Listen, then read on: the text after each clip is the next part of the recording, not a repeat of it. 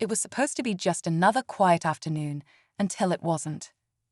A black man, dressed in a sharp suit, walks down the sidewalk, minding his own business. He's calm, collected, and focused. But then, out of nowhere, flashing red and blue lights fill the street. A cop car screeches to a stop beside him. The door swings open, and an officer steps out, already gripping his baton.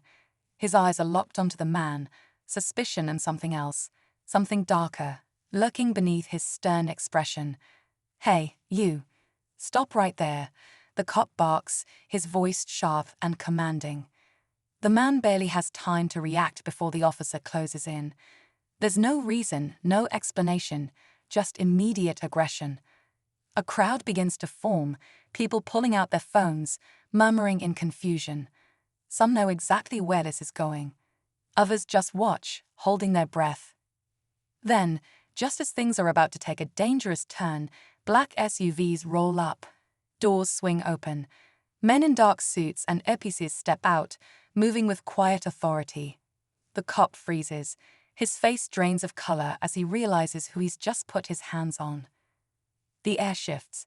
The crowd leans in, and for the first time, the officer hesitates. But is it too late? The officer's grip tightens for just a second before he quickly lets go, stepping back as if he's just touched fire. His eyes dart between the suited men, his mind racing to piece together what's happening. The man he just stopped doesn't look shaken. In fact, he barely even acknowledges the officer now. His focus is on the team approaching him, his team. The crowd senses the shift. Some people whisper, others just stare, waiting for something explosive to happen.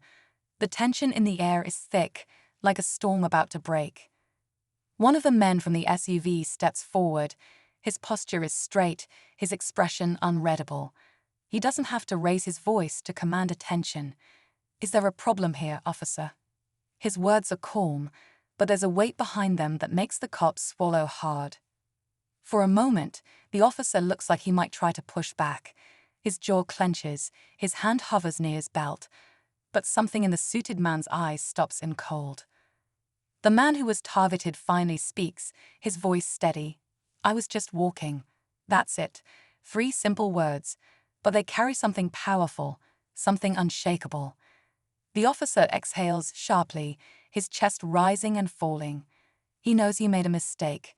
The real question is, what happens next? The officer shifts uncomfortably, his fingers twitching at his side.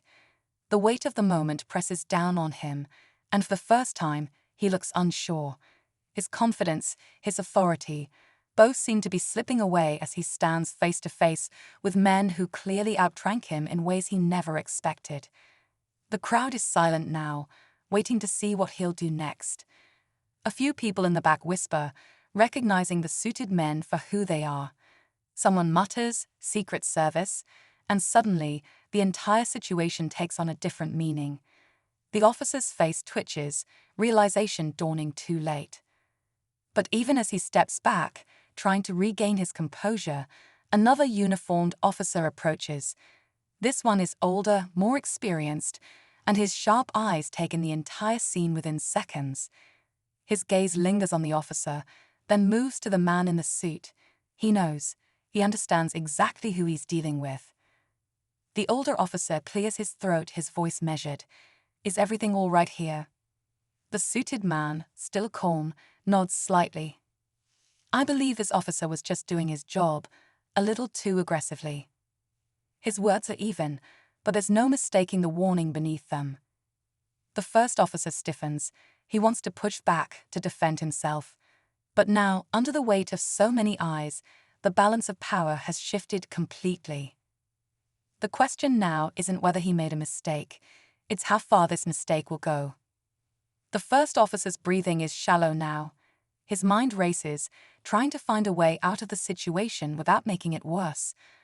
But with every second that passes, it becomes clearer. He's already lost control. The murmurs from the crowd grow louder, phones still recording, capturing every shift in his expression. He glances at the older officer, searching for backup, but none comes. Instead, The veteran officer just watches, waiting to see how he'll handle the mess he created. The suited man, the one who was stopped, tilts his head slightly, studying the officer with an unreadable expression. He hasn't raised his voice, hasn't threatened anything, but there's something in his steady gaze that makes the officer's pulse hammer in his ears. He wasn't just some random guy on the street. He was someone important, someone protected. One of the Secret Service agents steps closer, his voice low but firm. "Do you need us to make a call?" The officer's stomach drops. He knows exactly what that means. A call, not to his department, not to his supervisor, but to someone much higher up, someone who could end his career with a single sentence. The silence stretches, the weight of the moment pressing down like a vice. The officer swallows hard, his jaw tightening as he wrestles with his next move. The wrong decision now could cost him everything. But does he even have a way out? The officer's throat is dry, his pulse pounding so loud he can barely hear the chatter around him. He knows he should say something, do something, but before he can open his mouth, another voice cuts through the tense air. "Step away from my agent." The crowd collectively inhales. A man emerges from one of the black SUVs, moving with quiet authority. He's older, refined, with a kind of presence that commands instant respect. He wears a suit, but there's something more than professionalism in the way he carries himself, something that makes the officer's stomach twist into knots. The officer instinctively steps back, but it's too late to undo what's already been done. The suited man he's stopped, his target, turns toward the newcomer, and for the first time, a small shift of emotion crosses his face. Recognition. The older man nods slightly before turning to the officer, his voice still controlled, but now edged with something colder. "Do you have any idea who you just put your hands on?" The officer swallows hard. He doesn't. Not really. But in this moment, he knows it's bad. Really bad. The Secret Service agents tighten their formation, their movements subtle but unmistakable. They aren't just standing there anymore. They're preparing. And that's when it happens. A second patrol car screeches to a stop, doors flying open. Two officers step out. One of them looks furious. He storms forward, pointing directly at the first cop. "What the hell did you just do?" The first officer blinks, confusion flashing across his face. But the new cop isn't looking at the suited men, the Secret Service, or the crowd. His focus is locked solely on his fellow officer, and his anger isn't just professional, it's personal. The crowd stirs, the tension shifting again. This wasn't just a mistake anymore. It was about to become something much bigger, something the officer never saw coming. The first officer stares at the new arrival, his face frozen in confusion. "What are you talking about?" His voice is defensive, but there's a slight waver in it now. The second officer steps closer, his expression dark. "You had no idea who you were messing with, did you?" He turns to the suited man, then to the older gentleman who had stepped out of the SUV. His voice lowers, almost as if he's afraid of what he's about to say. "I just got a call from the chief. Stand down. Now." The first officer hesitates, his pride battling with the reality closing in around him. The weight of the crowd stares, the cameras, the silent intensity of the Secret Service agents. It's all too much. He exhales sharply and takes a step back. The suited man, the one who had been stopped, finally speaks again. "You thought I was just another guy, didn't you?" There's no anger in his tone, just something quieter, something knowing. He glances at the older man beside him before turning back to the officer. "You might want to rethink how you see people." The officer doesn't respond. He can't. His hands curl into fists at his sides, but there's nothing he can do now. Just when it seems like the moment is over, the older gentleman pulls out a phone. He doesn't even look at the officer when he speaks. "I need to make a call."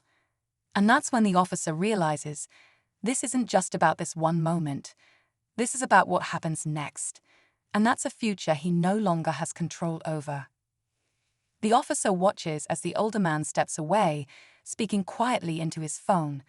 He doesn't know who he's calling, but he doesn't need to. The damage is already done. The weight of his actions, the consequences he never considered, are settling in fast. The crowd begins to disperse, though some linger, still recording, still whispering. The second officer, the one who had arrived last, gives him one final look, disappointment, maybe even disgust, before turning and walking away.